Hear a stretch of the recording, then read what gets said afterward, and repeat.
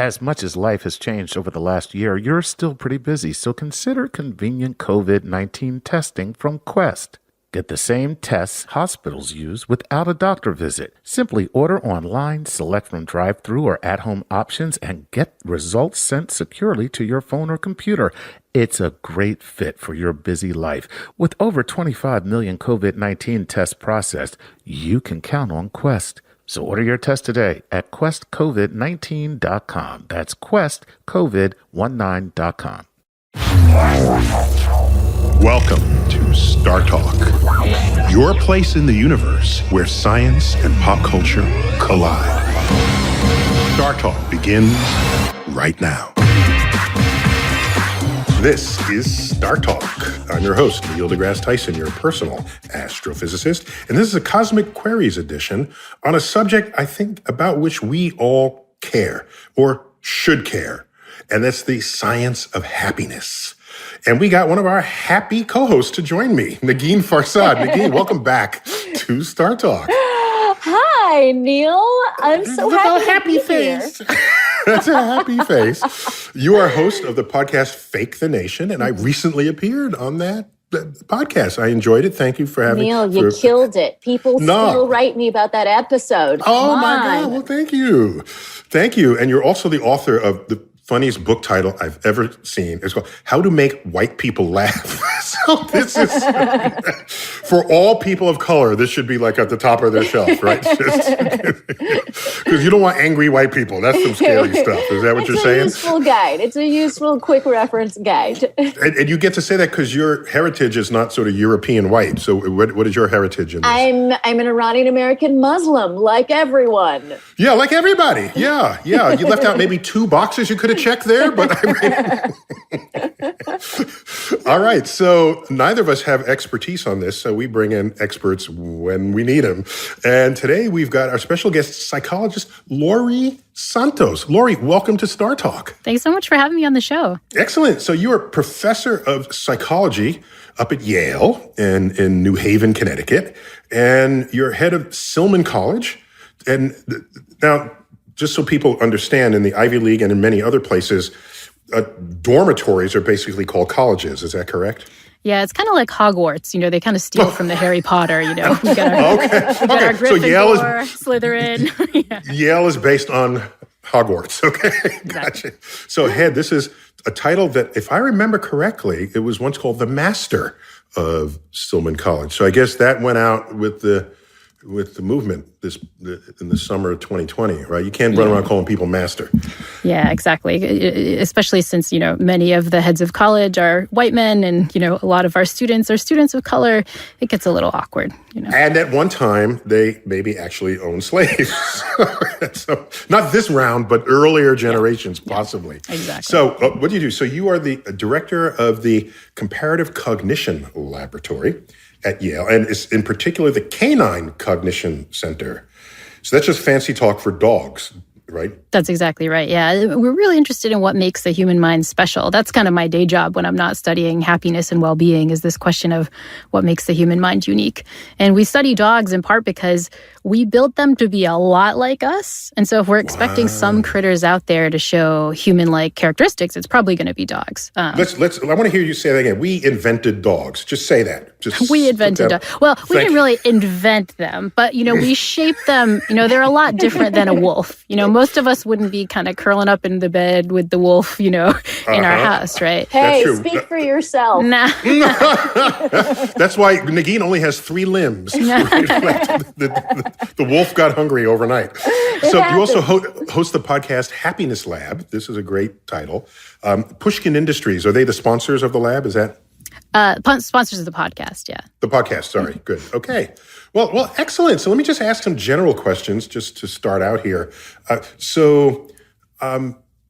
Isn't happiness, I don't mean to sound all philosophical, but how do you know you're happy unless at some time you felt sad?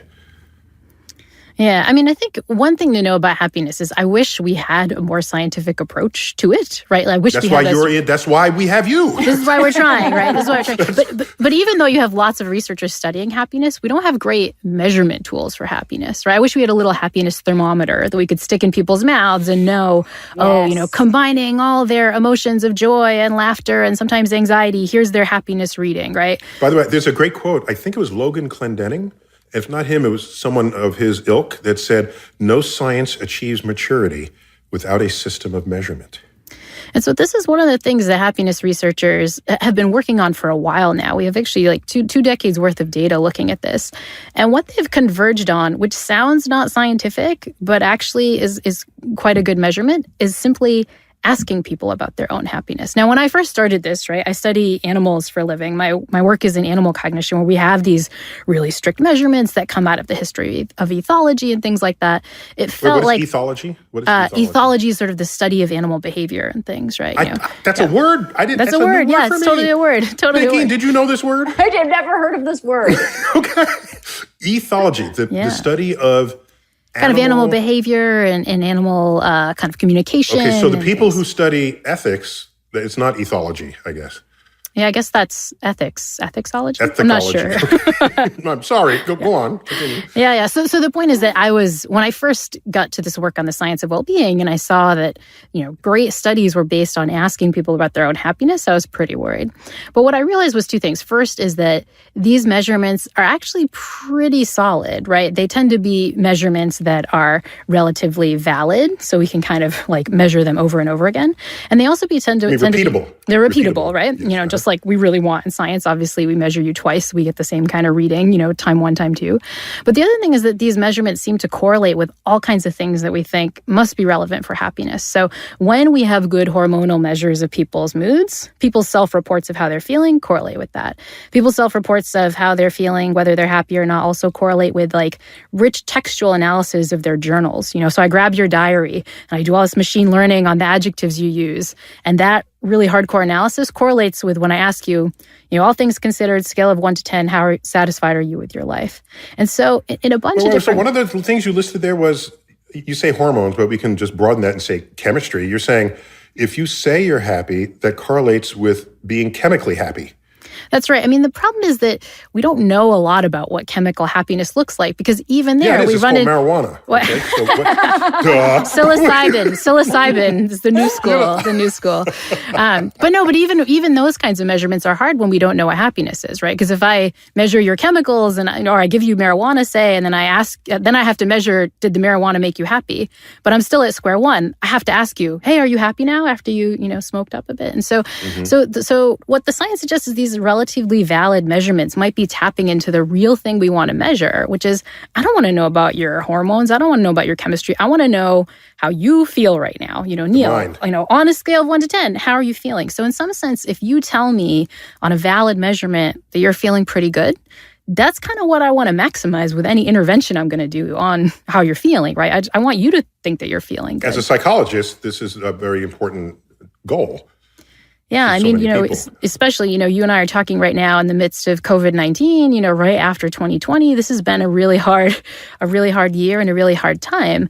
A lot of people are feeling, much more depressed and anxious and uncertain and lonely than they've felt in a really long time. And so if we could find good interventions that work across people's individual differences to boost up their well-being, we'd be doing something really good for the world. But can you translate it into like cups or quarts or like milliliters for people who don't like the King's measurements? Can I get like some just easy, because I want to bake it, you know what I mean? Totally. What I can tell you is that social scientists are interested in two aspects of happiness. That's what people tend to measure. So one of those aspects is sort of how you feel in your life, right? Which is the kind of emotions you have. We don't want to get rid of negative emotions because that's, part of a rich, fulfilling life. But we want, on average, there to be more like laughter and joy and positive things than, anger and sadness and anxiety and things like that. By the way, Laurie, when I was growing up, I grew up in New York City, and so I had exposure to theater. Right, as a New York resident, it's just part of the life of growing up there. And I remembered seeing this pair icon of a smiley face and a sad face. And I thought, why is there a sad face there? Oh, because theater takes you both places. And I say, why ever take someone to a sad place? I just did not understand why you would glorify making someone sad in what you wrote. Why is this? And I might have been 40 before I came any sense and understanding of this. So that's kind of back to my early question. What role and value does depression play? I don't mean clinical depression, but just I have a bad day, I feel sad. Tomorrow I feel great. Because I've been to LA and the freaking sun is out every day and it's 72 degrees and a little cloud comes and says, oh, it's a cloudy day. It's like, shut up. You have no idea what anything other than a sunny day is like. And so they're sad because they started in a whole other place. So how does that factor into all of this? Well, there are kind of two reactions to that. So one gets to the other kind of measure of happiness. So I said the first one is how you're feeling in your life, but then there's a second thing I really want to maximize, which is how you're feeling with your life. That's the answer to the question, how satisfied are you with your life right now? And those two things, like how you're feeling right now, whether you're happy, joyous, sad, whatever, and how satisfied you are with your life, those things can vary a little bit, right? I think, sometimes when we're doing our best work, when we're getting the most meaning out of life, I think back to grad school when I was like feeling really fulfilled career-wise, those in the moment weren't necessarily the best times.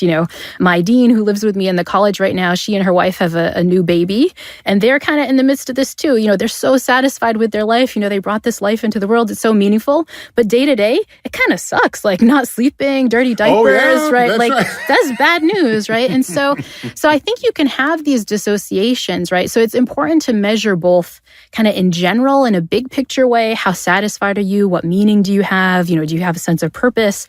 And also, kind of in the trenches, are you mostly feeling good? Again, we're not trying to get rid of negative emotion, but the goal is that when you're having it, you're learning from it, or it's serving a purpose, or it stands in contrast to some other kind of emotion that you had that felt better before. You also study dog brains, and all the people who have, what do they call the dog they carry on airplanes with them? Emotional support animal. Thank you. The emotional support. Negin, I saw a comedian, I forgot which one. I think it was Sebastian Maniscalco. Thank you for where he said he saw the actor who plays Superman carrying an emotional support dog onto the plane. And he said, no, we have to stop somewhere. Okay. Neil, you haven't seen my emotional support wolf on the airplane. That's where things get interesting. It's how to make everyone scared so you feel better about yourself, right?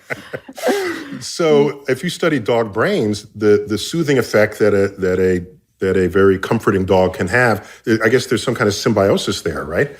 Yeah, most of the work that we do in the dog lab is a bit separate from the happiness work, but there is a growing body of work about what's called human-animal interaction, right? Just this idea of kind of socially connecting with this other creature that seems not judgmental, maybe not even as judgmental as some of your friends or some of your family members. Like it can be a powerful... You hope not, right? You hope not, yeah. If not, get a different dog. Negin, you look terrible this morning. Go back to bed. My dog did not like this outfit, you guys, and it was a tough one. No, but what they're tapping into is one of the necessary features for happiness, which is some form of social connection. Ideally, we're getting that with other Homo sapiens, right? But, if that's not happening, then sort of having a non-judgmental connection with the animal can give us a lot of the same pleasures that we get out of connecting with other humans, too. And before we go to the break, because we haven't gotten any questions yet, Negin, I assume you have questions lined up from our people so many out there. Right. So what about...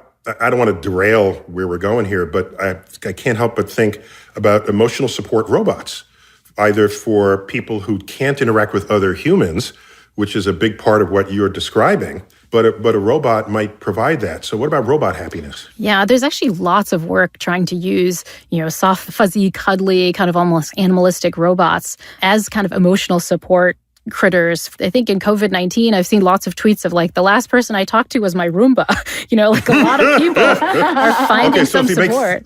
If you make furry Roombas, that'll change the whole ecosystem. By the way, my therapist told me, because not to brag, but I've experienced some anxiety in my life. And my therapist had me pet my dog meaningfully for like a few minutes every night to like help bring down my anxiety. Well, so why are you bragging? Where's the bragging in that? Anxiety is a very elite experience. Okay. And I don't mean to brag, but I was so not anxious I everyone had has to pet my dog. experienced it. Did it work though? Yeah, I mean, in general, a lot of those things that a lot of the questions actually are going to touch on. A lot of stuff that she had me do have helped with my anxiety. So wait a minute, Negin, you just solved something. Laurie, let me get your fast opinion before we go to break. The James Bond villains who are always petting a cat on their lap, they have high anxiety. They're onto something. They're onto something. James Bond has You need a monocle and you need a dog or a cat, and you need to have some nice petting motions. The petting motions. You can be as evil as you want, but also calm. Excellent. So let's take a quick break, and when we come back, we're going to blow right through our cosmic queries on the science of happiness with Laurie Santos when we return.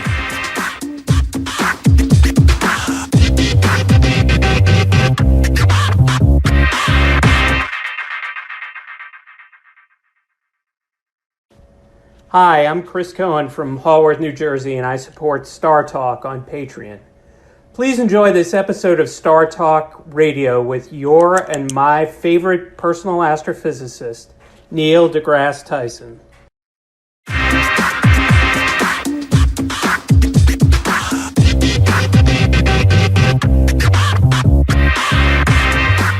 We're back, Star Talk, Cosmic Queries, a topic which is on all of our minds, especially coming out of the coronavirus. It's the science of happiness. And Laurie Santos, this is one of your professional specialties, is thinking about this as a psychologist and professor up at Yale. I say up at Yale because we are in New York City, and that's north, and so up is north. That's what I mean by that, for those who have no clue or don't really care what that means. Laurie, you have a podcast. That means you probably also have a Twitter handle or an Instagram handle. What are they? I do. I'm on Twitter. I'm just my name, at Laurie Santos. And you can check out the podcast, The Happiness Lab, anywhere you download your podcasts. Okay, excellent. Very good. Okay, so Negin, you got questions for us, culled from our fan base. Oh my God, Laurie, you got so many amazing questions. And the first one is... So that's code for saying, when you answer, keep it short so I can get through them. We've got a lot. All right. So this first question comes from Patreon, from Agastha Suresh. Sorry if I mispronounced that name. In a recent episode of Star Talk, Dr. Tyson mentioned that he chose to have comedians on the show because if people smile and enjoy the moment, they're more likely to remember it. Can you give us some scientific insight on how happiness can lead to stronger memories? Ooh, love that. I love that question. Also, as a comedian, I especially love it. It also puts you on the spot, Negin. If we don't laugh, you're gone. But please give me reason for being, Laurie, please. Yeah, can we justify Negin's existence, Laurie? Yeah, definitely. I mean, well, one thing is people remember the things that they're talking about because jokes are funny, right? And funny things are the kinds of things we want to share, right? So if they hear a good joke on Star Talk, they're going to want to tell their friends or get their friends to listen to the podcast so they can hear it too. But we also know that memory requires... That's the spreading of love. It's the spreading of love. Yes, sharing Star Talk with your friends, full spreading of love right there. That induces happiness. But also we know that memories really require some emotional experience, right? That helps us tag kind of the things in life. If I asked you, what are some of your earliest memories from childhood? My guess is that they're tinged with strong affect or strong emotion. That time you got lost at the grocery store and you were scared, or that time you got the present you wanted and you were super happy, right? Those are the things that tend to stick out. And so, if we want to make things memorable, giving someone a pleasurable experience is a really good way to do it. So, Negin, you didn't grow up in New York City, but I did. And I don't know if it's still a thing, but the most terrifying prospect is getting lost in Macy's. Okay? I haven't heard much lately, but when I was growing up, that was the thing. Because we've all been to Macy's. Is the single largest store in the world. At Herald Square. It's where the parade ends and they dance. That frontage is an entire block. It's a whole universe. And it's 9 floors up and the floors down. Yes, it is. It's the Macy's universe. And you're in there holding your parents' hand, and you worry that if they just let go, and it's always so crowded and so many people and you're little. So that was a fear factor. I just want you to It's also know. it's like the Vatican. It has its own like it's its own nation. It has its own rules. Own zip code. His own zip code. And for some reason, you always walk out with like 3 extra handbags, and you smell like 12 different types of perfume. A lot happens at Macy's. But I like that you need an emotional connection. And so what you're saying, Laurie, is that laughter and joy is an emotional connection to the learning. But you're also saying that Negin could also make us angry and have the same effect. That might have other consequences. That might have other consequences for Star Talk. We want the show to be memorable, but not, anger provoking. But not angry. Okay, so Negin, don't piss us off. Okay. Well, that's when I bring out the wolf. So as long as he's in the, should we go on to another question? Yeah, keep going. Keep them coming. So this is it's also from Patreon. It's 12-and-a-half-year-old astrophysicid Violetta writing in from Birmingham. Professor Santos, is there any scientific truth to the statement, ignorance is bliss? Does processing more general knowledge make us more or less content? I love this question. This is a badass question from a 12-year-old astrophysicist. It'd be badass from an adult. So. Yes. Yeah. So it's double badass coming from somebody who's still in their tweens. Okay. Yeah. Well, Socrates said the unexamined life is not worth living, right? And I think he was sort of onto something in a certain way. I mean, one thing that we know is that there's a lot of happiness boost that comes with learning something new, especially learning something new in a challenging way. One of the coolest concepts in positive psychology is this concept of flow, this time when you're kind of so entrenched in something that you're like losing track of time. And it can happen in lots of like sports activities and things, but it can also happen when you're learning something really But that's called being in the zone, right? Exactly, being in the zone. But that's the kind of thing that can happen when we're learning something challenging. If you're doing a hard math problem that's like taking all of your cognitive energy, but you can still do it. It's not like so devastating that you kind of can't. Negin, that happens to you all the time when you're doing the hard math problem, right? I'm doing a calculus theorem right on the side right here. You guys can't see it. Or even a hard puzzle, like a good jigsaw puzzle that's like taking all your attention, right?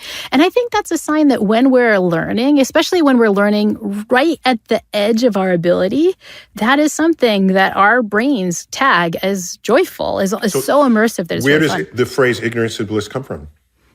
I think the phrase ignorance is bliss comes from when you're getting bad information that you might not want to know. I mean, I think this is something, if you find out some terrible factoid or your friends were talking about you or you learn some awful truth, like that can kind of stick with you, right? And so I think that's where the ignorance is bliss comes from. But I would say, maybe ignorance is bliss, but learning is definitely bliss too. Yeah, can I push back as someone who knows nothing? Then you can't push back. You can only just raise your hand. There's no pushing here. You can't say, I don't know anything, but I'm going to push back. No, those don't go together in a sentence. Okay.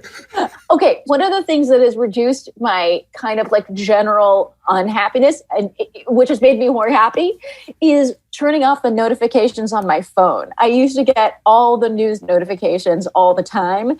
And so not knowing things when they're happening, I have found to be particularly blissful. Oh, yeah. But you built in, you will learn it later. So it's just a delay. Right. It's not a total abject ignorance, right? And that's one of the reasons. I mean, so another thing that really we require for happiness in some sense is the ability to attend, to notice stuff, to be in the present moment. And one of the reasons that notifications suck away our happiness so much is they steal us out of that. I might be in the middle of like doing a really great puzzle and like looking at the pieces or learning something new. And then I hear like, bing, like, some Facebook friend posted some dumb thing about politics. And now my brain is sucked out of that moment that was giving it joy. And I'm kind of like, wait, what happened? And it takes me a while to get back. One of the things we don't realize is how much these attention grabbers are negatively affecting our happiness, even if the information we're getting is good. And so one quick happiness-inducing strategy you can do is to shut off lots of those non-urgent notifications on your phone as soon as possible. It'll keep you more in the moment, and that being in the moment will boost your well-being a bit. Well, I'm older than both of y'all, to remember when it was policy for the medical doctor to not tell you that you were diagnosed with terminal cancer. They sew you back and say, oh, you're fine. Don't tell grandpa. Don't tell. And there was this, even in fact, I think it's a cat on a hot tin roof. A major running theme in that is that the Big Daddy, I think has cancer. And he said, I'm fit as a fiddle. And everyone knows he's about to die. So Who was giving that advice at the time? Or did medical doctors need more psychologists to come in and run the show? Yeah, it's tricky. That's actually one where, ignorance might be a little bit more blissful, or a specific kind of ignorance, which is, one of the problems that comes with knowing about your medical diagnoses is that in addition to doctors telling you more information, they also give you more choice, right? You find out some bad information and the doctor says, okay, do you want this kind of treatment or this one? And the research shows that another thing that can be a real hit on our well-being, something we don't expect, is actually having too many choices. Too many choices. Too many choices. So, which is shocking, right? If you give me a choice, hey, do you want Netflix where you have 3 movies, or do you want Netflix where you have like Netflix number of movies? I would choose the Netflix number of movies, right? That number is infinity, just in case you wondered. Yes. But haven't you all had the same experience where you plop down and you say, all right, I'm going to watch a movie, and it's scroll, scroll, scroll. And then my husband comes in, he's like, you've been here for like a half hour, like scrolling it's through. It's an hour later, right. And you finally get to the end of the scroll and they've made new movies to add to the list. Never mind that. I just found out there are 14 flavors of Triscuits on the market now. And I found that to be very stressful. I mean, you can't have too many snack options. It's demoralizing. Plus, Jell-O invented that, okay? Jell-O, a wall of Jell-O flavors. So, Laurie, what you're saying is the high school senior who says, oh, I got into 15 universities and I don't know which one, I'm sad. It's like you just want to punch them out. But he might be onto something. I mean, what the data suggests is more choices make you sad. And even when you do choose, that you have more regret, right? If you had 50 colleges to choose from and you pick one, you're kind of like, maybe one of those other 49 might have been pretty good. And so I worry about this with so much, we have so much choice in movies. We have so much choice in dating partners. Look at Tinder, right? But I met my husband before online dating was a huge thing. And I think, I love him a lot. Wait, Negin, that could have happened in that sentence. I met my husband before Tinder, had I known. People can't see my video now, but they're thinking she must be old. By the way, for people who can't see her, she's sepia toned. So she looks very old timey. Back in the old days. The edges are kind of frayed of the image. Okay, so what you're saying is you selected your husband from a smaller pool of choices. Yeah, one that didn't feel infinite, right? And I think that, people on the dating market, this can be depressed. Again, this isn't one of the themes of the work in happiness, and that I talk about a lot in my podcast, is that our minds lie to us about what makes us happy a lot, right? We think we want more choices. If we had to pick, we'd pick something with lots of choices. But in fact, that makes us kind of unhappy. And another is in our leisure, we were just talking about flow and picking things that are challenging. If you give people a choice, many people will choose like easier problems or something that's not as challenging, especially when they're kind of choosing leisure. But in fact, we kind of enjoy it when puzzles are kind of tricky and hard. I think this is why so many people gravitate towards astrophysics, is because, we don't have answers. It actually, people sort of like that stuff when we don't really know. I kind of like being steeped in ignorance. But I just have to make it clear on this podcast that you have told your husband, darling, I love you even though I had fewer choices at the time we got together. And I've justified that by my own research. And I'm happier that way. Great for the limited pool you were in. But this really makes a lot of sense, because I did do a lot of Tinder dating and I did do a lot of OkCupid dating, but I had really strict rules. So I didn't get overwhelmed by the options. Like I would only allow myself to like browse for a certain number of minutes. I only reached out to people who I reached out to. I never responded to people who thought they were interested in me, because they were always wrong. Is your husband a product of Tinder? And then the hilarious thing is, even though I was very successful doing the online dating, and I had like multiple boyfriends from that, my husband was an IRL. We met it up, we had the same acting coach. So it was a real showbiz connection. Wow. Yeah. Okay. All right. Just wondering there. Okay. Well, give me some more questions. Also from Patreon, Woody asks, is there a difference between beers by a campfire happiness and holding your newborn child for the first time happiness? Or is happiness just an out of 10 scoring system? Wow, I like that. Yeah. Well, I think if you get back to the definition of happiness we talked about before, where it has these two components, like happiness in your life and happiness with your life, you might get some differences there on the, beer by the campfire versus newborn baby, right? Newborn baby hopefully they're cute and they're cuddly and you're really excited and happy, but you're probably exhausted. To the parents, not to cute to the anybody else. parents, yeah. The parents think It's your baby, right? Yeah. Holding your newborn baby, right? Cute, but a lot of complicated emotions, uncertainty, maybe some fear and anxiety, definitely lots of exhaustion and so on, right? But with how you're feeling in your life, oh my gosh, so much meaning of the holding the new baby. Around the campfire, that kind of feels good, and that's great. Feeling good and having some beers and it's warm and fuzzy and social connection, that's all great. But that might not be contributing as much to the meaning side. And so when I think about maximizing my own happiness, I kind of want to bump up both. I want joy and good feelings in my life, but I also want to make sure that they're serving a bigger purpose and a lot more meaning in my life too. So if I were to layer some math on this, I would say then that the axis of happiness that is the inner fulfillment is not the same axis as the one that's happiness in the moment. And so to combine those, you want to move along both axes to get some combination of both that might be perfect for yourself. I think that's right. Is that a fair way to think about it? I think that's exactly right. I mean, you can definitely point to people who have, every comfort and happiness in their life kind of thing, right? Rich folks who are, social media folks who have the best wine and the best food and, on the yacht, and they feel empty, they feel empty, right? And they, report feeling lonely and so on. So you want to kind of move up both, you want to move up the line at once, maximizing both. So you're basically, what you're both saying is, you should have more beers and more babies. I think is a way just to translate all of this for the listeners. The simple, deep platitudes of life. Exactly. Thank you, Negin, for just making it basic. Okay, we're going to take a quick break, and we'll come back with more Cosmic Queries: The Science of Happiness.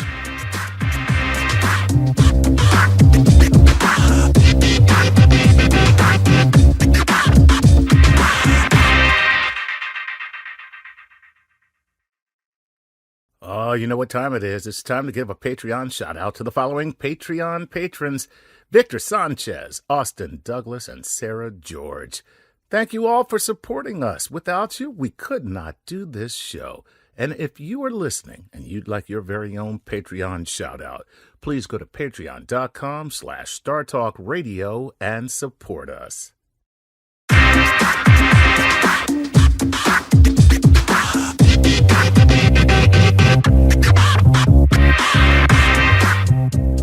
We're back. Star Talk, Cosmic Queries, the science of happiness. Happiness. And Negin, you've taken us through these questions, but we got to go into lightning round for Laurie. So Laurie, lightning round means we want one-word answers to these questions. Okay, can you do that? I'm on it. You're totally on it. Okay. All right, let's go. Negin. Okay, here we go. From Patreon, Gordon asks, hello, what does science say about the relationship between happiness and lifespan and happiness and money? I'm from Asia, and my culture believes money brings happiness. Wow. And just, is that Gordon? Does Gordon have a last name? Sorry, Gordon Vu. Gordon Vu. Okay, excellent. So, yeah, I'd like that. Do happy people live longer? Happy people do live longer, and happy people are wealthier. In other words, there's some studies that show that if I measure your cheerfulness at 18, that predicts how much money you're going to be making in your 20s, your late 20s, and your 30s. What? So they're related, they're correlated, but the causal link seems to go backwards. We think when you get rich, you get happy, but the data seem to suggest if you're happy, then you might have lots of other stuff that get you to be higher salaried and stuff in the future. Or people like having you around, and then opportunities are greater. Exactly. Or maybe you're more creative, so you're better on the job. And so we kind of have it backwards. Wow. So when I was in high school, I had friends who'd nickname me Chuckles because I was always making jokes and having fun. So I had a nickname of Chuck in high school. So... But I didn't become a comedian. Negin, did I go the wrong way? I don't know here? what happened to you along the way, because you do seem like you could have naturally gone in that direction. So disappointing. Yeah, damn. I mean, you know what? I think you ended up okay. Okay, thank you. All right, good answer. So keep them coming. Negin. From Instagram, Nick Dorflinger asks, what drug gets me there safest? Edgy question, but I want to hear the Laurie, answer. Why worry about stuff in your life if you could just do it chemically? Come on. Yeah. Well, the most legal drug, I think, is gratitude. Taking time to cut your losses. Come on. Phooey The on best you. illegal drug, probably psilocybin, is what the data suggest. You get a boost and a real kind of connection with other people and everything in the world. And the data seems to suggest that even once the drug wears off, some of that connection still holds. Lots of new, this is super ongoing research stuff right now. But the data suggests that work is going to be super interesting in 5 years. So does psilocybin have a street name? It's basically just taking acid or a bunch of psychedelics, basically. The psychedelics. Of varying forms. Mushrooms and stuff as well? Exactly. Okay. Yeah, because I can't imagine someone saying, hey, you want some psilocybin? Generally drug dealers don't use the chemical name. Generally. Lots of forms of psychedelics, basically. Psychedelics. Okay. Okay, write that down, Neil Dorflinger. Right. Okay, this next question is really close to my heart. Melanie Muntz on Instagram asks, why do we get depressed when we're not able to socialize with our friends? This happens to me. What's up with that?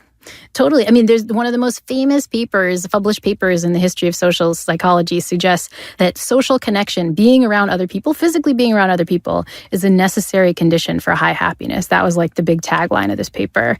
And so you're just showing off human nature, that social connection is really required for high happiness. Now, this is tough during COVID because we have to get very creative about how we get our social connection, and often it involves screens like the one you and I are talking over now. But the great news is it suggests most of the connection we get in real life, we can get across the screen too. So communication is what was really happening there, right? Which is a fundamental part of what it is to be human, that we can communicate information.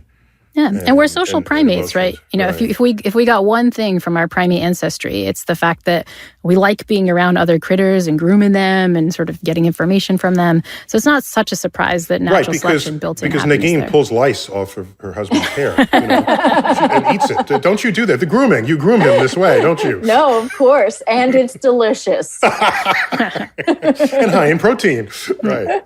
Okay, another question. Keep them coming. From the Alex10 on Instagram asks, does happiness fall under schedules of reinforcement or is it innate? That's a good one. And that it implies a certain dichotomy that those things are different. I guess I would say there's research suggesting that some aspects of our happiness are heritable. In other words, there's some maybe genetic or epigenetic components to our happiness. But there's also lots of research suggesting that you can build in your own happiness, that through your own habits, things like being more social, taking time for gratitude, taking time to be in the present moment, even if you're kind of naturally a 5 out of 10 on a happiness scale, you can probably move it up through your own behaviors to 8 out of 10. But you have to want to do that. You have to want to do that. And you have to put in the work, right? I mean, that's one of the messages is you can, just like all good things, being fit, learning astrophysics, you can do it, but it's going to take some time and some energy. Well, one of my favorite lines in Ferris Bueller's Day Off is when Ferris Bueller is describing his best friend who's always miserable. And he says, I don't understand him. He's only happy when he's sad. and when I first heard it, I said, what? But I said, oh my gosh, these are people who go out of their way to put themselves in a sad place, and that somehow seems to be their equilibrium point. So there are those who are 5 on your scale who want to boost it, but maybe there are those who are 5 who are just happy at 5. Yeah, I mean, I definitely get most of the emails I get asking questions about happiness are, my spouse, my child, someone in my life is so unhappy. What can I do to make them happier? And the answer is, there's lots of stuff they can do to become happier if they put in the work, but they kind of have to want to do it. Wow. So what you're saying is we don't have as much power as we believe we have over making someone else happy? Well, we do. I think, honestly, a strange thing, one thing we can do that's quite powerful is to make ourselves happy.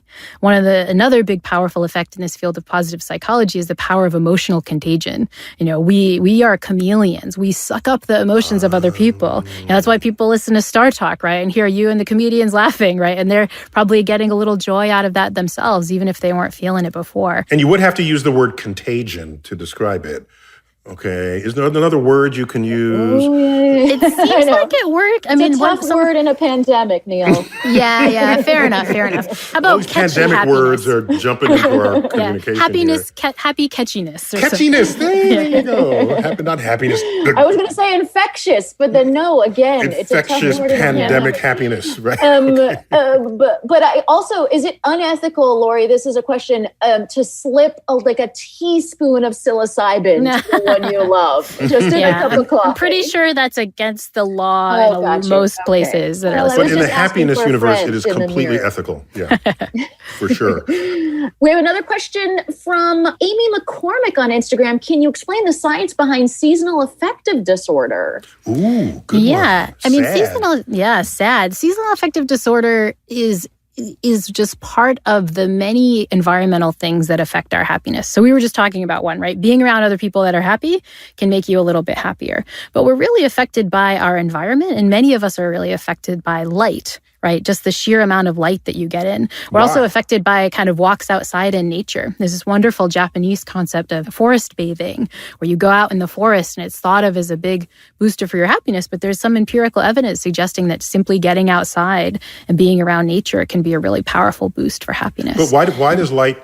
matter? I mean, I say that only because, all right, the sun doesn't, in different parts of the world, have very different amounts of sunlight, all right? And winter nights can be very long in the northern and very southern climate, south of the equator, of course, because it's symmetric in 6-month shifts. So what I don't understand is when you come indoors, there are lights everywhere. Yeah. You turn on the lights. We're not walking around with candles. You have halogen bulbs, not anymore. We have very bright LEDs. So why does the sun matter at all? You're such an astrophysicist to be defending darkness right now, by the way. It was dark Go ahead, for so Laurie. long. The light doesn't even get here that fast. Thank you. See? Yeah, exactly. Case in point. No, but I think a couple things. One is we can fake it, right? And this is one of the treatments for seasonal affective disorder is to just get yourself some light and make sure you're surrounded by light. But another reason the wintertime affects us so badly, if you're in the northern hemisphere, that is, right, is that you tend to behave differently. Think of the number of social connections you make in the summer. Think of how much nature bathing you do in the summer when you're walking around outside. What happens when it's cold out and it's dark? It's me in front of a screen, right? Not paying attention to, my health, right? And so I think it's partly the light, but it's a lot our behaviors that depend on different light states. Gotcha. Okay, so that's a factor that's not otherwise described because they're saying it's just light, but you got a whole matrix of elements that plug into that, which make much more sense to me. And this is the big problem of human behavior. I wish as a psychologist we have, we talk about people talk about physics envy or astrophysics envy. Yep, it's there because you guys can't isolate your variables. We can't isolate anything. It's like I'd love to be able to put somebody in a box and be like, okay, you get this amount of light versus this amount of light, and not mess up their emotion levels by having them inside a box. But they're people, not her particles. Husband is still in a box around the corner. Okay, that's just how come? Why do we only see Laurie but not her husband? Where is he? This is real shady, Laurie. This is shady.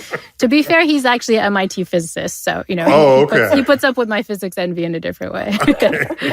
All right, give me some more, Negin. Okay, so from the handle Tyrell Naquan on Instagram, are there long-term scientific methods to generating happiness? This is the quintessential question, actually. I'd like that because long-term implies I don't need to be happy just in this moment because I had a great meal. Give me something that really I can translate to my lifespan.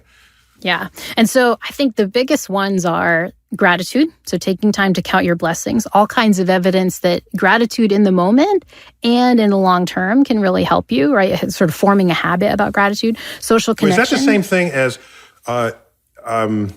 when all else fails, lower your expectations? You'll it's be actually happier? different. People think that grateful people are more resigned of oh, I'm so grateful, I'm not going to change the situation. Turns out gratitude... They say, I'm grateful that I have 2 legs. No, can you up the bar on that a little? Yeah. Well, what the evidence Socks really on your suggests is, so grateful people tend to be more interested in changing the status quo. It's kind of like you have some emotional resilience. So you're like, I can put in the work to do things. This comes out a lot. One big question I get when I talk about gratitude with my students who are very interested in social justice and things, they often ask well, if I'm grateful, then I won't, fight for the changes that we want to see in the world. And the evidence suggests the opposite. When you're grateful, that's when you work really hard, right? Because you have some emotional resources to help people who are not yourselves. Right. I forget about that because if you're going to make a change, you got to reach into yourself in your fuel tank, right? And start applying that emotional energy to affect change. That's interesting. Exactly. Very cool. All right, Negin, we have time for maybe 1.5 more questions. Okay. Give it to me. So Sarah Style asks on Instagram, do we want to be happy or do we need to be happy? Is it luxury or a survival instinct? I love it. Oh my gosh. That's Which is great. it? Such Remember, good lightning questions. round. Yeah, Yes. I think need to be happy. Happiness affects our immune function. Happiness affects our longevity. Happiness affects how we interact with other people. My students sometimes joke that happiness is a first world problem, but all the data suggests that happiness matters more, matters for the fundamentals. Okay. Very good. Keep going. Negin. You started to answer this one, but this question kind of came up a lot. From Edix Sona on Instagram, can we fool ourselves into being happy? Can we convince our brain into releasing dopamine? You mentioned gratitude. Is there another trick? Yeah, other tricks are having more social connection, being around other people more. Another easy one are like healthy habits like exercise and sleep. One study shows that a half hour of cardio can reduce symptoms of depression as well as one of the leading antidepressant medications. And then a final one is presence. Just try to be in the present moment. Like notice what is happening in your body right now. Follow your breath. It sounds kind of cheesy and hippy-dippy, but the data suggests it can really boost well-being. Yeah, science can support hippies. There's no law against that, right? Hippy Yeah, dippy. sometimes they're right. They're reading the latest scientific journals. And let me end with one. I'll take host rights and end with a question here. So let's say I'm fabulously rich and I have servants and I sleep in the most comfortable bed and I can detect if there's a pea underneath the bed, like the princess and the pea. And then I have to sleep on a cot, okay? And I'm miserable. Meanwhile, there's a homeless person who's been sleeping under an overpass. And then you put them in a cot and they say, oh my gosh, this is comfortable. So it seems to me you cannot speak of happiness on absolute terms. It's always going to be just relative to the person. And if there's no such thing as an absolute scale, then how do you sink your teeth into what is and is not true in what you study?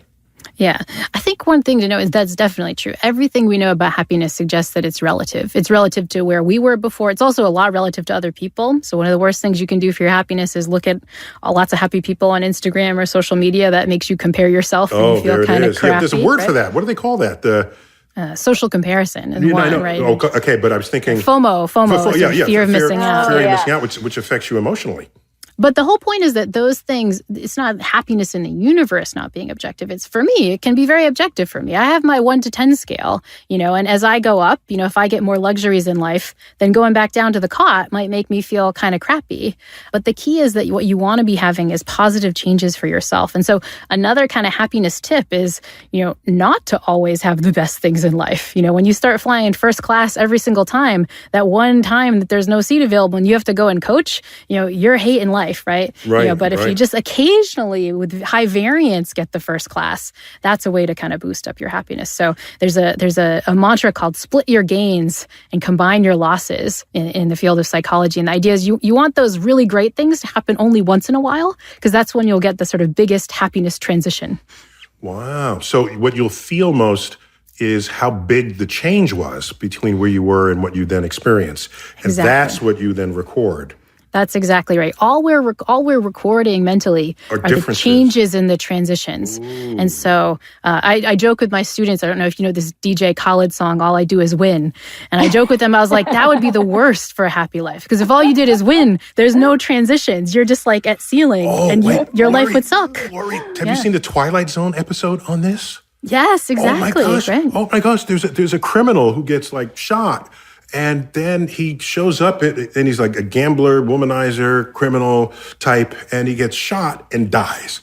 Okay, and he shows up in this place, and this man appears and says, "Hello, you must be, Johnny Smith. You right on time. Oh wow. Oh, where am I? Oh no, don't worry about that. Okay." And he says, "Oh my gosh, there's a pool hall. Can I go play pool?" Yeah. And so he goes and hits the ball, and all the balls get sunk at once. And then he bets on the roulette table and he wins every time. And then all these women come in and they just throw themselves at him. And he says, "Doc," I forgot what his name was, but he said, "Doc, I don't think I deserve this place. This is, everything's going to, take me to the other place." And the end. This is the other place. It was like, oh my gosh. Oh my gosh. So there he was with every single thing. He fought to get, risked his life to get as a criminal and as a thing. Now he has it on command, and he is the most miserable person for eternity. Yeah. Yeah. So this is why happiness requires the ups and downs. This is why we require the happy emotions and the sad emotions, right? We want a life filled with both.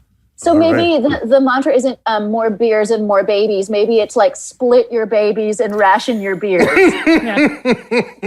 Thank you, Negin, for that bit of wisdom to end the show. Oh, you're welcome. Yeah, anytime. All right, we gotta stop it there. So, Laurie, great to have you on. This is such a fertile topic, and I'm sure we can find other angles into this. And we're going to call you back because you're just up the street in New Haven, Connecticut. And Negin, always great to have you on here. It's fun, and your book is hilarious, and I delighted in being a guest on your show. And Laurie, I don't know I have anything to contribute to your podcast, but if you need, I've been happy my whole life, I think. So if you need a data point, call me. and by the way, for me, I have a lot of hobbies, and hobbies they help recenter me when I go back to them, and I reassess where I am in life and then take the next step. So anyhow, okay, guys, we're calling it there. This has been Star Talk, Cosmic Queries, the Happiness Edition. I'm Neil deGrasse Tyson, bidding you to keep looking up.